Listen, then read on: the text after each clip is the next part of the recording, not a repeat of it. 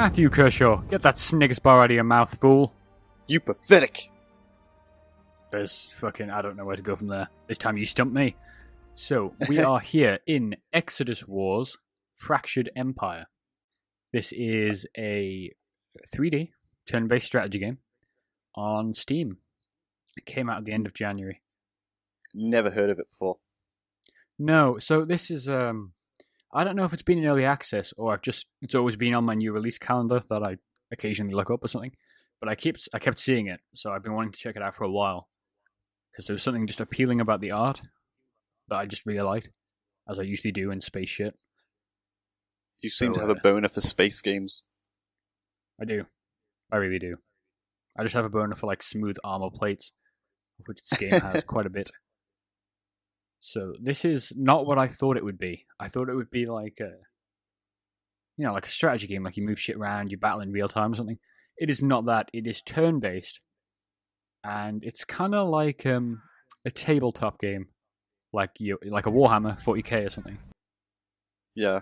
In terms of like you've got free movement, there's unit ranges and shit, but it is turn-based. There's effectively dice rolls and things like that. So it is That's literally cool. just one of those games in a PC. It is pretty Yeah. cool. Some of the art feels inspired by Warhammer as well. Like, there's some quite big mechs that kind of look like Warhammer Titans, like in really some specific ways. Yeah. Like, there's some similarities there. Some of the tanks look quite Baneblade-ish. But, yeah, it's pretty cool. It's just, it's got the production values you might expect. Like, sound effects are a bit off, and shit just kind of explodes, and there's very few animations. Yeah. And it's not like Sorry. I was going to say, I noticed that the units just kind of teleport to their place. Yeah. Well, it's turn-based, so it doesn't matter too much, but yeah, it would be nice to see them run or something. I guess. They have idle animations, we'll pull down in a bit and see them, but yeah, like, guns don't animate, so normally you can't see them, you just see the explosions happen around the unit you're targeting. Let's get into the rules a little bit, like, so there's different ranges, and you can do, like, close range assaults, move so far and then fire, or just stand and fire from where you are. Yeah, you can just, like, waste a turn by regrouping. Are they what the different rings are? Yeah, like, there's some options at the top of the screen, and it depends which boundary of movement you move into. There's different rings. Right. Yeah, there's also this idea of maintaining momentum, so it's like you move one unit, and then you can maintain momentum by moving another one, but that means the enemy will then be able to move to themselves and stuff. So early on, you might want to move your units pretty quickly, get them in position, but then when you get into combat, it might be key that you don't do that, because, if you move two of your units into position and they could get flanked by two of the enemies or something, like, it's, I found it pretty difficult to get to grips with at first. So you can only move a certain amount of units per turn, but you want to kind of limit that to stop the enemy from moving as many. Yeah, kind of. It's like you move every unit in, let's say, a round. I can't remember the terminology for it, but if I was to move all my tanks forward, both units of tanks, say, then I might be able to defeat one enemy unit, but then they have 2 turns of their own units in which to kill me. It's just back and forth, but you're basically always matched by the enemy, because there's not a huge unit selection. So it basically comes down to like how you move them. How many units are there? Maybe 6 to 8 on each team. There's only 2 factions. There's the Rem, which is who I'm fighting, the Royal Empire of Man. And I am the Guild, I think. The guilds. Yeah.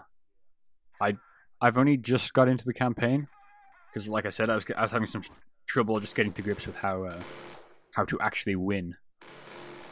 Because all the objectives I've played have been capture one of these 3 points, or like hold them. You capture them in like a single turn of moving near these flags. But you have to. It's weird. Like the game ends spontaneously a lot of the time. Wow. It's not explained super well, but there is quite a bit of story to it, I guess. So the campaign, like, there's a few different planets on the campaign. You move between them, and there's like proper briefings and stuff. And it's cool. Super deep lore. Yeah, yes, surprisingly, more than I thought there would be. Why does your faction have the yin yang as its emblem? Because the guild, I don't know.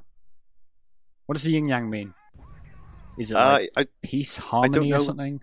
I think it's harm. I think it's good and evil in balance. I don't know if it's a Chinese or Japanese thing. I think it's Chinese. Yeah. That would make sense, because the guild seems to be like the good guys, and then the Royal Empire of Man, with the imperialistic eagle, is very much like evil, I guess. It's probably how that story goes. Are you saying that America's evil because their national bird is the eagle? Yes. I don't think that's why America's evil, but, it's probably something to do with it. Certainly doesn't help, does it, for an image problem? I don't know, it's better than like a vulture. I guess. Yeah, well, I don't think America feeds off the carcasses of, like, fallen... We're reading too much into symbology here of America. That's exactly what America does, though. No, I'm not going to entertain that thought. Not even slightly. So you want to talk about Tumblr instead, then? No. Nope.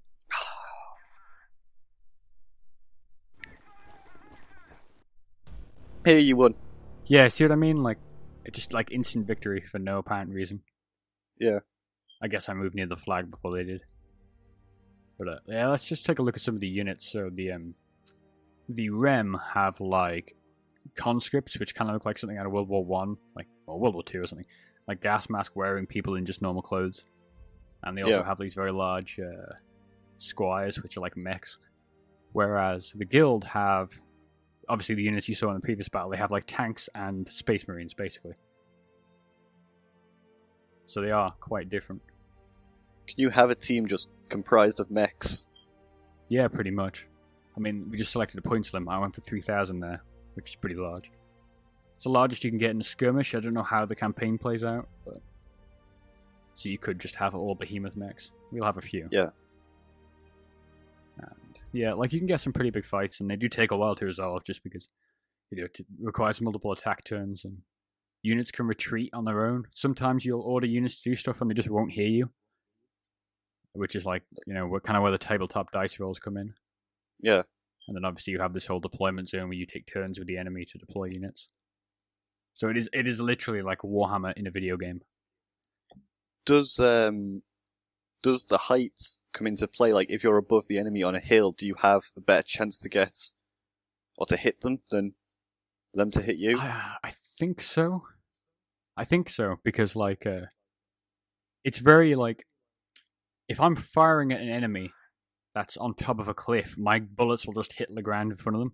So I think it's kind of like, it's not really chance-based in that sense. It's more like you just haven't got line of sight. So yeah, you can shoot at them, but you're not going to do anything. And then when you're on like a flat surface, like some of your things will just miss and stuff. So I think you get a natural advantage by being higher, because you're going to be able to hit any of the enemy unit. Rather than if they were higher and you couldn't potentially hit any of them, but still fire at them. Yeah. I don't know if there's obviously different types of weapons. We saw some of them in the last fight. So, the machine gun wielding Marines and the ones with like rocket launchers. But I don't know if there's anything that like fires over terrain or anything. If there is, I haven't seen it. Yeah. Is there no like grenades or anything to throw up hills? No, you don't really micromanage the units so much, as they all kind of have movement and attack ranges. Right. So I'm just getting hit by like Tesla coils there. But yeah, that second map we saw was called Desolation. The first one was Snow. I don't know how many more there are. There was only 3 available to me. Yeah. Yeah, it's Exodus Wars. Looked kind of cool.